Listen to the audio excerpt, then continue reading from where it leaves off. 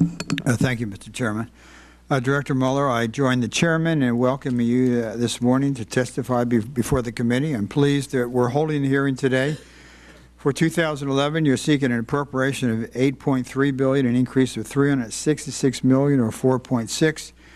We look forward to your testimony on the new increases you're seeking, as well as on the FBI's continuing transformation activities to fulfill its role as the key domestic counterterrorism and intelligence agency. In addition, I'm interested to hear more about the FBI-led effort to establish a new interagency capability for the interrogation of high-value terrorist suspects pursuant to the recommendations of the interrogation task force set up last year by executive order. And yesterday I asked the Attorney General, and I did a letter down to the administration asking that the Hague be relocated at the Counterterrorism Center. The whole purpose of establishing the Counterterrorism Center was to bring people of different backgrounds, different agencies together, and rather than having it in a separate building away from there. So I'd like to get your comments with regard to that. This function is critical to the intelligence gathering, and as the Christmas Day bombing revealed, there is an unacceptable level of confusion about how such interrogations should be handled. Lastly, I'd like you to pass on to your people our appreciation for their hard work, the work of your agents, your analysts, and support staff to protect the nation from terrorism and crime is perhaps the most important activity that we support in this subcommittee.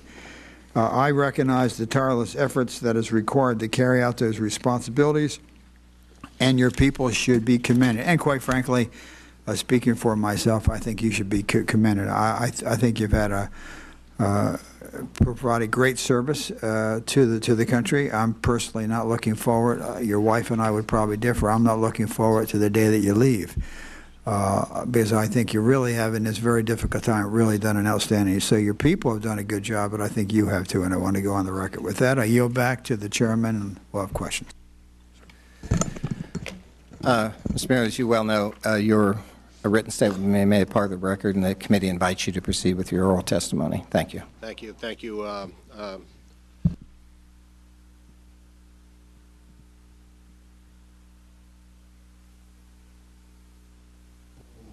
of the subcommittee, Congressman Wolf, thank you for your comments. You probably do differ with my wife, who was looking forward to that time. I appreciate the opportunity to appear here today before this committee to discuss our budget the budget for 2011. Thank you. The FBI is requesting approximately $8.3 billion to fund more than 33,000 FBI agents, analysts, and staff, and to build and maintain our infrastructure. This funding is critical to continue our progress in transforming the FBI into an intelligence-driven, threat-based agency, and to carry out our mission of protecting the nation from the ever-changing national security and criminal threats. Let me start by discussing a few of the most significant threats. Fighting terrorism remains our highest priority at the FBI. Over the past year, the threat of terrorist attack has proven to be both persistent and global. Al-Qaeda and its affiliates are still committed to striking us in the United States. We saw this with the plot by an Al-Qaeda operative to detonate explosives in New York subways, and the attempted airline bombing plot on Christmas Day, to which, Mr. Chairman, you have alluded. Both incidents involved improvised explosive devices, or IEDs, and underscore the importance of our continue to develop explosives intelligence to support and guide terrorism-related investigations. Homegrown and lone wolf extremists pose an equally serious threat. We saw this with the Fort Hood shootings, and with the attempted bombings of an office tower in Dallas and a federal building in Springfield, Illinois. We have also seen U.S.-born extremists plotting to commit terrorist acts overseas, as was the case with the heavily armed Boyd conspiracy in North Carolina and David Headley's involvement in the Mumbai attacks from his home base in Chicago, Illinois. These terrorist threats are diverse, far-reaching, and ever-changing. Combating these threats requires the FBI to continue improving our intelligence and our investigative programs, and to continue engaging with our intelligence and law enforcement partners, both domestically and overseas. Accordingly, for fiscal year 2011, we are requesting funds for 90 new national security positions and $25 million to enhance our national security efforts. Next, let me spend a moment discussing the cyber threat. Cyber attacks come from a wide range of individuals and groups, many with different skills, motives, and targets. Terrorists increasingly use the Internet to communicate, to recruit, to plan, and to raise money. Foreign nations continue to launch attacks on U.S. government computers and on private industry, hoping to steal our most sensitive secrets or benefit from economic espionage.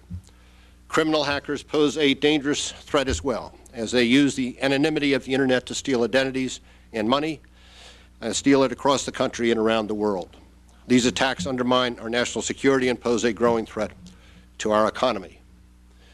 We are seeking 163 new positions and $46 million for our cyber programs to strengthen our ability to defend against cyber attacks. Let me turn for a moment to white-collar crime. Mortgage fraud is the most significant threat in our efforts to combat financial fraud. Mortgage fraud investigations have grown fivefold since 2003, and more than two-thirds of these cases involve losses of more than $1 million each. If trends continue, we will receive more than 75,000 leads regarding mortgage fraud in this year alone. Securities fraud is also on the rise. We have 33% more security cases open today than we had 5 years ago, and the economic downturn has exposed a series of historically large Ponzi schemes and other investment frauds. And of course, healthcare fraud remains a priority for the FBI, given the estimates of the billions lost to fraud each year in healthcare programs. Investigating and bringing to justice those who commit fraud is critical to restoring public confidence in our nation's mortgage, financial securities, and healthcare industries. We are requesting funds for 367 new positions and $75 million for our white-collar crime program. The fiscal year 2011 budget also requests new funding for the threats from crimes in Indian country and international organized crime. We're also seeking additional funds for our infrastructure to address these national security threats and crime problems, including funding for training facilities, information technology, forensic services. And as you point out, Mr. Chairman, my written statement submitted for the record discusses these requests in far greater detail. I will say that over the past several years, we have worked to better integrate our strategic direction with a 5-year budget approach and with a more focused human resources management.